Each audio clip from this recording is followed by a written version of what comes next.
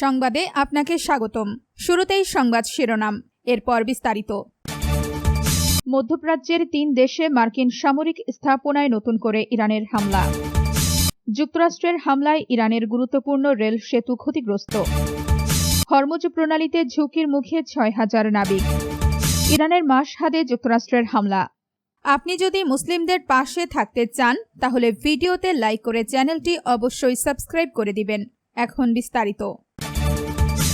মধ্যপ্রাচ্যের 3 দেশে মার্কিন সামরিক স্থাপনায় নতুন করে ইরানের হামলা। যুক্তরাষ্ট্রের সাম্প্রতিক প্রাণঘাতী হামলার জবাবে উপসাগরীয় অঞ্চলে অবস্থিত মার্কিন সামরিক স্থাপনাগুলো লক্ষ্য করে নতুন করে ড্রোন হামলা চালানোর দাবি করেছে ইরান।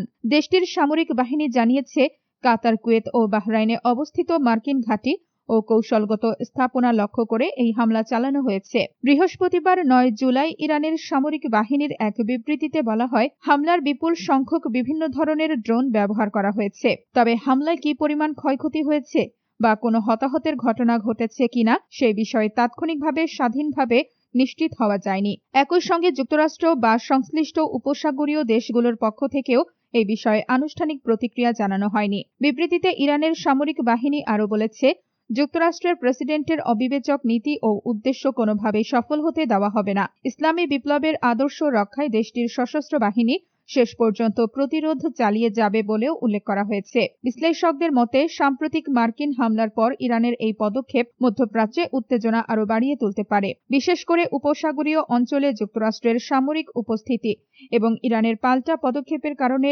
উপস্থিতি নতুন করে সংঘাতের দিকে যেতে পারে বলে আশঙ্কা করা হচ্ছে। যুক্তরাষ্ট্রের হামলায় ইরানের গুরুত্বপূর্ণ রেল সেতু ক্ষতিগ্রস্ত।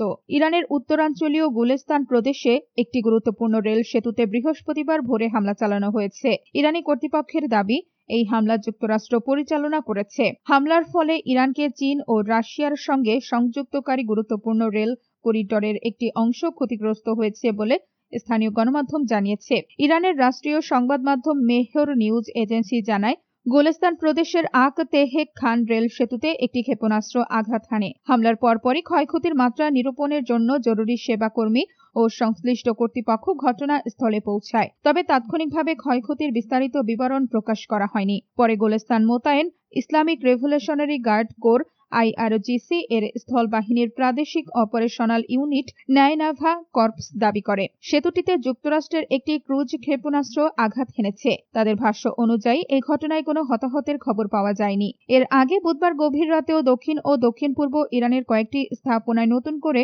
যুক্তরাষ্ট্রের হামলার খবর প্রকাশিত হয়। পরবর্তীতে যুক্তরাষ্ট্রের সেন্ট্রাল কমান্ড সেন্টকম এক বিবৃতিতে জানায়, হরমুজ প্রণালীতে নৌ চলাচলের স্বাধীনতার জন্য ইরানের সম্ভাব্য হুমকি সৃষ্টির সক্ষমতা আরও দুর্বল করার লক্ষ্যেই মার্কিন বাহিনী অতিরিক্ত হামলা পরিচালনা করেছেন। রেল সেতুটি ক্ষতিগ্রস্ত হওয়ায় ইরানের আন্তর্জাতিক রেল যোগাযোগ, বিশেষ করে চীন ও রাশিয়ার সঙ্গে সংযোগে এর সম্ভাব্য প্রভাব নিয়ে পর্যবেক্ষক মহলে আলোচনা শুরু হয়েছে। তবে ক্ষয়ক্ষতির প্রকৃত মাত্রা এবং রেল চলাচলের ওপর এর প্রভাব সম্পর্কে এখনো আনুষ্ঠানিকভাবে বিস্তারিত তথ্য প্রকাশ করা হয়নি।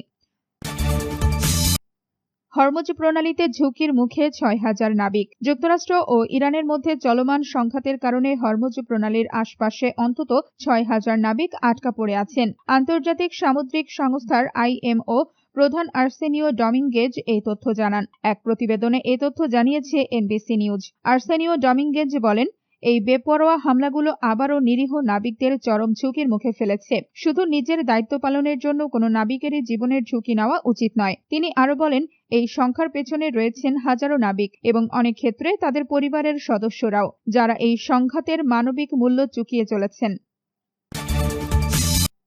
ইরানের মাশহাদে যুক্তরাষ্ট্রের হামলা। ইরানের প্রয়াত সর্বোচ্চ নেতা আয়াতুল্লাহ আলী খামেনির জানাজা অনুষ্ঠিত হওয়ার কথা যে শহরে, সেই মাশহাদে যুক্তরাষ্ট্রের হামলায় তেহরানের সঙ্গে ট্রেন চলাচল ব্যাহত হয়েছে। বৃহস্পতিবার 9 জুলাই ইরানের রাষ্ট্রীয় গণমাধ্যম IRRB জানিয়েছে, মার্কিন হামলায় রেলপথটি লক্ষ্যবস্তুতে পরিণত হয়। অন্যদিকে দেশটির পররাষ্ট্র মন্ত্রণালয় বলেছে, 2টি সেতু ধ্বংস হয়েছে। ইরানের ইসলামিক রিপাবলিক রেলওয়ের একজন মুখপাত্র IRGC সংশ্লিষ্ট সংবাদ মাধ্যম তাসনিমকে বলেন, যত দ্রুত সম্ভব এই রুটটি মেরামতের চেষ্টা চলছে।